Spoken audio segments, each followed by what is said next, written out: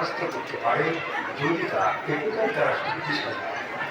শ্রীরাম কথার প্রতিটি পরিস্থিতির মধ্য দিয়ে আমাদের পথ দেখায়, যা আমাদেরকে জীবনের থেকে এগিয়ে নিয়ে যায়।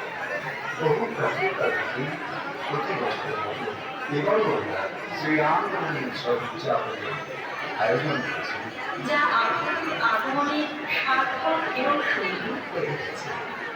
আপনাদের কাছে বিশেষ কিছু অনুরোধ। আমরা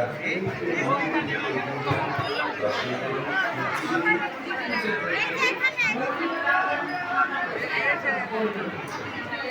সকলেই দর্শনার্থী, সকলকে সুযোগ। মেলার মধ্যে শ্রদ্ধা করে অযথা কোথাও যাত্রা করবেন না, শিশুদের নজর রাখবেন। করুণার মানবপ্রভু সমুদ্রে মন্দির থেকে প্রবেশ করা কঠোরভাবে নিষিদ্ধ। কোনো শিশু বা বাচ্চাকে নদীর ধারে যেতে দেবে না। বিশেষ অনুরোধ, মদ্যপান করে মন্দির চত্বরে প্রবেশ করবেন না।